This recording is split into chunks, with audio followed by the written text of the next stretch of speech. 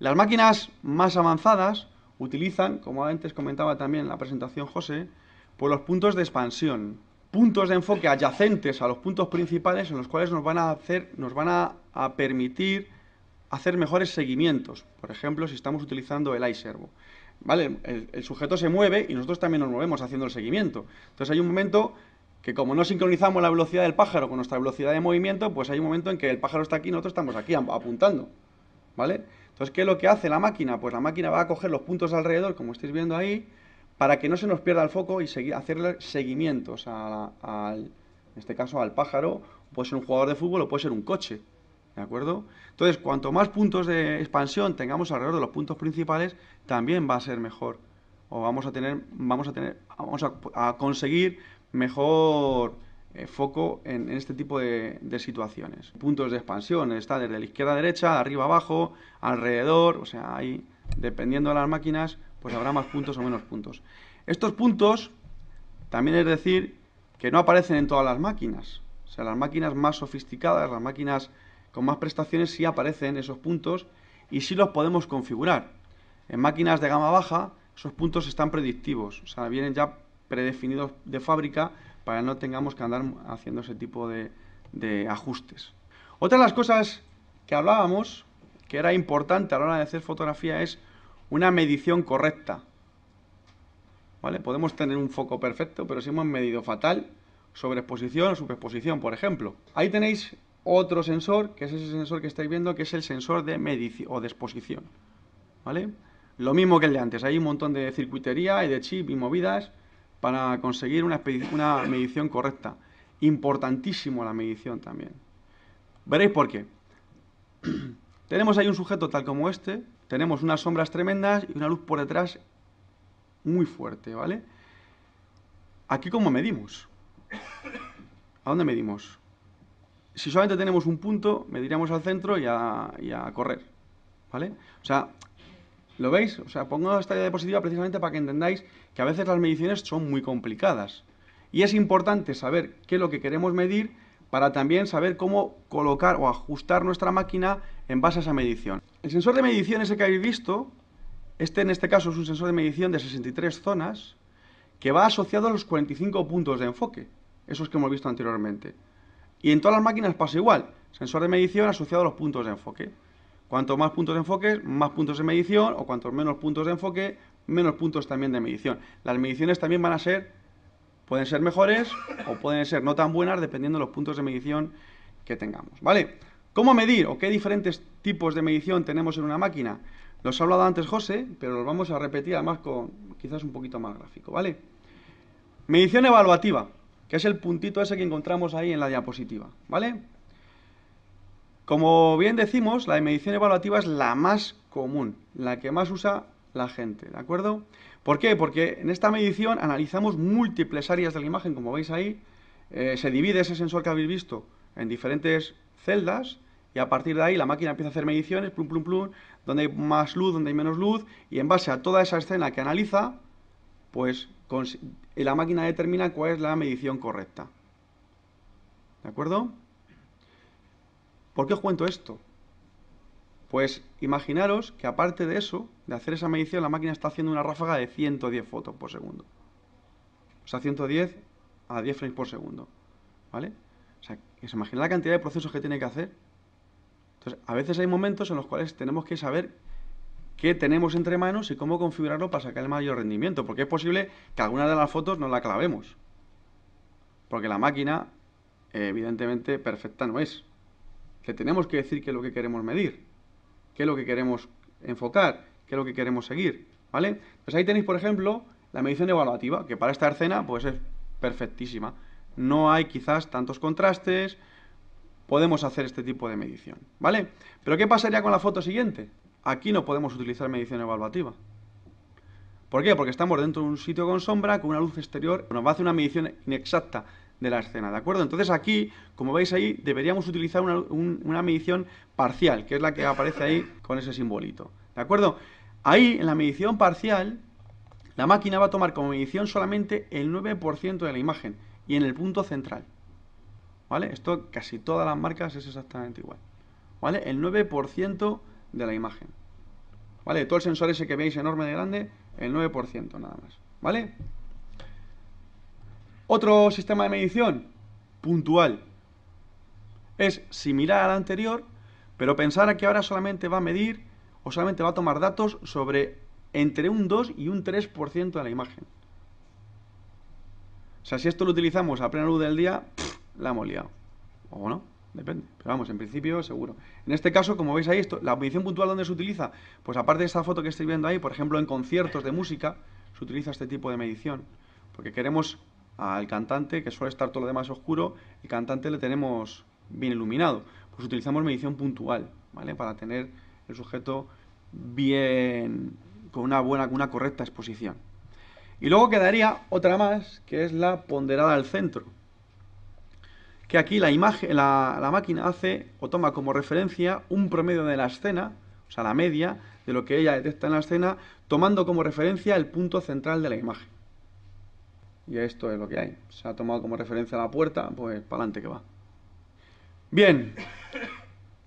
Vamos a ver alguna cosa más de lo que ha comentado José sobre los modos de usuario.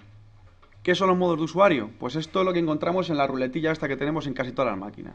¿De acuerdo? Hay diferentes modos, como los que podéis ver por aquí. Tenéis ahí, por ejemplo, los modos que nosotros llamamos de usuario. Serían desde donde veis que pone Full Auto hacia abajo, o sea, Full Auto, Portrait, Landscape, Close-Up, Sport. Todos esos son los modos de usuario. Son configuraciones predefinidas en la máquina que son para no complicarnos la vida. ¿Vale? O sea, como bien dicho, para el usuario. Es decir, para hacer retrato, para hacer paisaje, para hacer macrofotografía, para hacer deportes, para hacer fotos nocturnas. Entonces la máquina, en base a lo que se le ha cargado como cosas predeterminadas, la máquina va a hacer sus mediciones y va a considerar, si nosotros le hemos dicho que es una cena, por ejemplo, de deportes, pues va a hacer principalmente, va a colocarse, por ejemplo, en iFocus, lo que hemos dicho en iFocus, va a hacer una medición evaluativa de la escena y va a hacer un seguimiento del sujeto en cuestión, ¿de acuerdo? Si la máquina la ponemos por ejemplo, en modo de paisaje, pues todo lo contrario, se va a poner en one shot, va a utilizar una serie de parámetros, va a abrir más la apertura, por ejemplo, va a trabajarnos a lo mejor a un 11 o a un 9 de diafragma, la velocidad también se va a reducir, la máquina se va a configurar de manera diferente, ¿vale?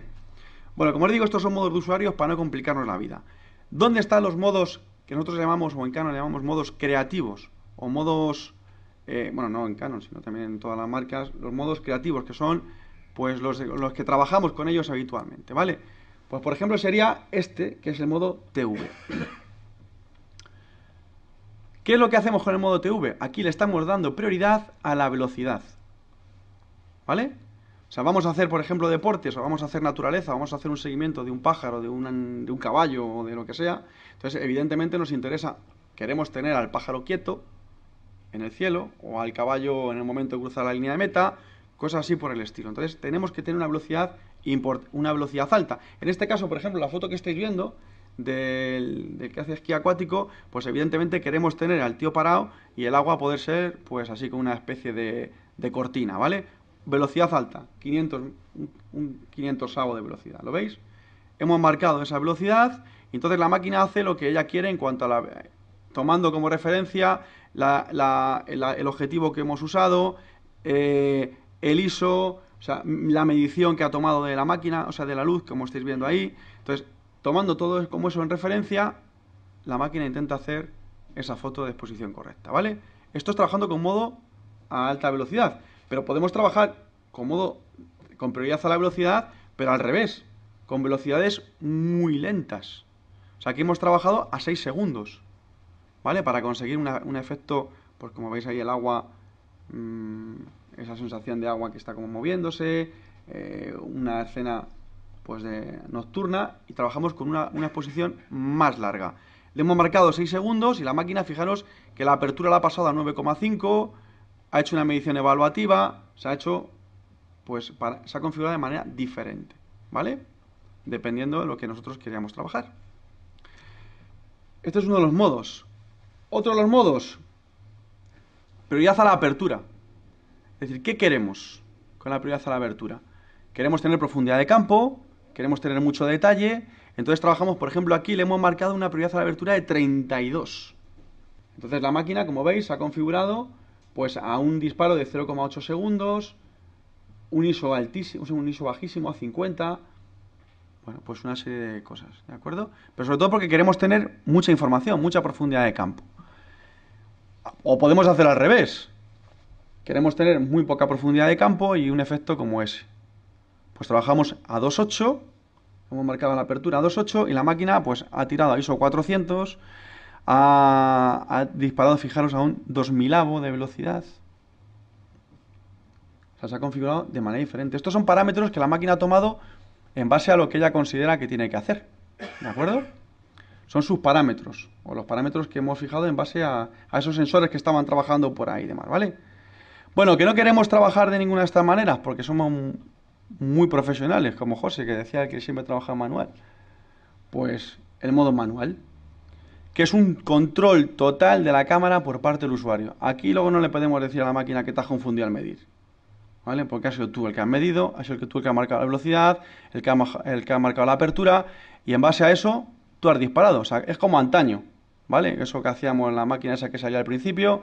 Ahí no le podemos decir a la máquina, es que se ha enfocado mal o has medido mal. No, machote, o sea, lo has hecho tú y tú te has confundido y la foto ha salido de esta manera, ¿vale? Pero todavía queda un modo más. Antes decía José, el modo profesional. Yo le llamo el modo pánico, que es este. O sea, cuando no tenemos ni idea de cómo va a salir la escena, lo ponemos en modo program y que sea lo que Dios quiera. Modo pánico, ¿vale? O modo program. Entonces ahí tenemos esta escena y pues la máquina determina pues que ese es el sujeto y entonces ha marcado, como veis ahí, pues una apertura de 4, un 2000avo de velocidad, ISO 800, etcétera, etcétera. Bueno, hablábamos también, os he dicho al principio que íbamos a hablar de funcionalidades o de tecnologías que aplican las máquinas. Hemos visto cómo los sensores que utiliza, por ejemplo, para el enfoque, sensores que utiliza para la medición y nuevas prestaciones que se le están poniendo a las máquinas, a las reflex, últimamente son, por ejemplo, esta que vais a ver ahora, nuevas prestaciones en cámara reflex, que es el vídeo. ¿Por qué se pueden grabar vídeos con las reflex digitales? Bueno, pues ahí lleva... no me acuerdo cómo se llama este hombre ahora, Nico. Beto. Sí. Lleva toda la tarde con una reflex grabando vídeo. Pues entre otras cosas, primero, porque se puede utilizar estas reflex con baja iluminación. Porque conseguimos profundidades de campo reducidas que no se pueden conseguir muchas veces con cámaras de vídeo. Y también porque tenemos una gran amplia variedad de objetivos intercambiables. O sea, aquí Beto ha estado utilizando el rato que hemos estado trabajando, pues ha utilizado el 70-200, el 16-35, 17-40, o sea, diferentes ópticas para una grabación de vídeo. Lo que han grabado ellos también cuando han salido en el barco, ese vídeo no era el vídeo de una cámara de vídeo, era de una cámara de fotos. O sea que se pueden hacer fotos y se puede hacer vídeo a la vez. Maravilloso ahora, eso también, importantísimo, el que ahora se puedan utilizar para hacer las dos cosas. Como veis ahí, incluso hay escenas de esas que estáis viendo ahí, están sacadas de fotogramas de las cámaras de vídeo y se pueden hacer cosas chulísimas, utilizando por ejemplo las lentes, estas Steel and Seal, se pueden hacer efectos miniatura con las cámaras de fotos, o sea, se pueden hacer cosas increíbles. La creatividad está abierta ahora de manera tremenda, o sea, infinita casi. ¿Qué podríamos configurar en nuestras cámaras también? Pues fijaros, ahora mismo en las cámaras reflex también podemos configurar los tamaños y las velocidades de grabación. Podemos grabar desde lo que sería un tamaño para ver en una página web, que sería el 640 x 480 píxeles, o en Full HD, a 1920 x 1080. Todo esto se configura también desde la cámara. Y podemos hacer grabaciones de vídeo en Full HD. ¿Vale? A lo que están avanzando estas cámaras, lo que habíamos visto al principio, esa que era todo hierro y que no hacía nada más que todo manual, hasta ahora poder grabar vídeos con este tipo de equipos, ¿vale? Y eso es una cosa ya común en casi todas las marcas, no solamente en Canon. Casi todas las marcas ya están sacando también cámaras reflex que te permiten la grabación de vídeo, ¿de acuerdo?